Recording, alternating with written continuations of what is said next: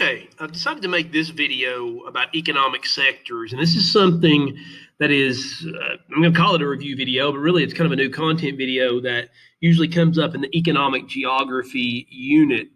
But in seeing some of the FRQs and looking through the content, I think there's a decent likelihood, you even saw it on an FRQ recently, where knowing this information will be extremely helpful for you going forward, even though I don't think they're going to try to pick it out and just like throw it in your face and test you on it because it's in Unit 6. I still think it's rather easy to know, and I still think you need to know it. So if you'll take a look at the chart of the pyramid that you see on the screen, the economy, and of course the economy has to do, remember we talked about how right now you guys should be in the phase of when you have to explain and discuss factors, you're thinking ESPN, economics, political, and I know I said the P first, social, and then environmental. Well, on the economic side, if we were studying economics more in depth, one of the things we would do is talk about how the economy has many parts to it. And one way we can divide the economy is by sectors. Sectors are portions or parts. And with that being the case, we want to take a look at these three sectors: primary, secondary, and tertiary sectors of a country, region, or city's economy. And it could be anywhere. It could be any scale. But there are three sectors, and then the tertiary sector actually is a sector that can be subdivided into some other names, quaternary and quinary. We're not going to go that deep because I do not believe you will have to know that. But let's talk about what it means. The primary sector of the economy, primary means first. Primary sector of the economy is often, when we think about a supply chain, we talked the other day about in a video about the oranges that were grown in Florida and how they became part of a supply chain from the orange trees to the grocery store and in an orange juice carton, because you're slicing and you're processing and then you have a final product. Well, the primary part of that production is when you harvest the oranges from the tree. In other words, one way to translate a definition of the primary sector of the economy, it is when someone is working a job or participating in an economic activity that is directly extracting from nature. Got that? Directly extracting from nature. That orange is grown on a tree in that natural state, sort of. If you are mining, you are taking raw materials out of nature. That's a primary activity. If you are fishing, if you are a lumberjack, these are the kind of activities that more people were doing in LDCs, or typically do in LDCs in lower stages. We don't have a lot of people these days wanting to grow up and be a lumberjack or a fisherman. Not that there's anything wrong with that, but in a higher tech society, those jobs are done more by machines, or they're done and the stuff is extracted from poorer countries. We have mining equipment that's more technology based. We have farm equipment that's more technology based than we used to. And then we also get a lot of our raw materials from those other countries, that periphery LDC area that we've talked about. So primary economic activities are those where you are working with nature, farming, logging, mining, etc. You are working with natural environment to produce a product.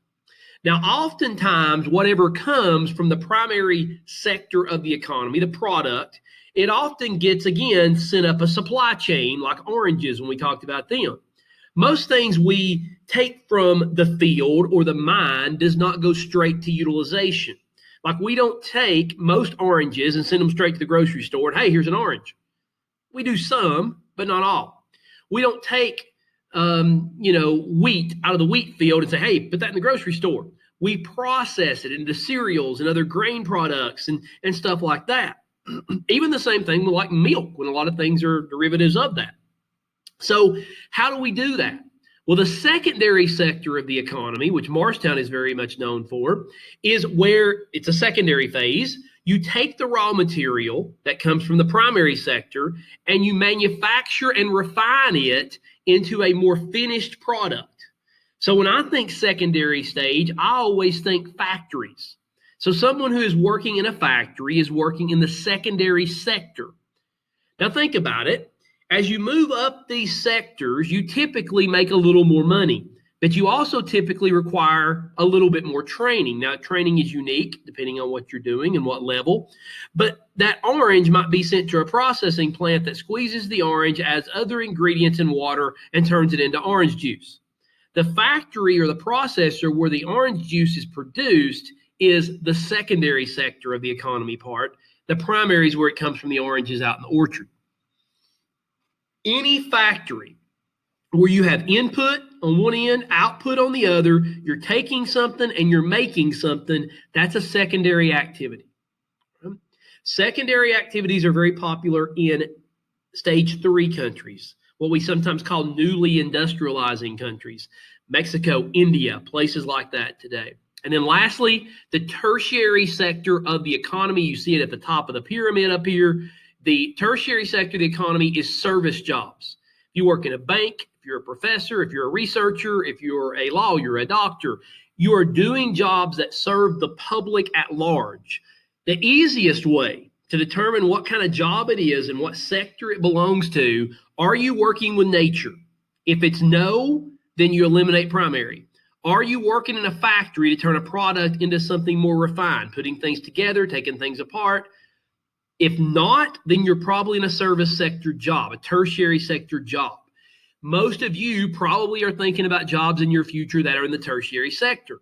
I know that because, one, we're in the United States, where a higher percentage of jobs, 70% or so, are in the tertiary sector. They pay better, but they also require more education. And if you're in an AP class right now, high likelihood is that's what you're eyeing as a potential job. So I think this will help you in answering some FRQs. I think it will impress the readers who read your AP FRQs to use this. I've seen on some lately where it would be helpful that we've done. And so I decided to kind of put this in for your benefit. Also, though, I want you to think about something that's changed about scale. One thing that makes these sectors, because it looks pretty simple like this, but one thing that can make this complicated is we live in a world today, especially in like the United States, Japan, Europe, places like that, Canada, Australia, where a lot of, remember this term, vertical consolidation has taken place. And what that is, if you'll go back and look at this pyramid, is companies are buying out all the levels of the supply chain. We talked about that, like Tyson Foods. They'll have the farm, they'll have the packaging company, the slaughterhouses, the whole thing. So when we say, well, you work for so-and-so, so you must be working in this sector of the economy, it's not that simple anymore. In the globalized, vertically integrated, consolidated economies and supply chains we live in, you may work for Tyson Foods and do a tertiary job, advertising. Or you may work for Tyson Foods and work on the chicken farms, being in the primary sector. There have been questions on the test before asking about how the global connections of agriculture have changed the way we look at sectors in the economy. I don't think they would do that this year, but I do think it would help greatly that you guys are familiar with and able to use primary, secondary, and tertiary sectors of the economy. So I hope that helps you with that. If you have follow-up questions, please let me know.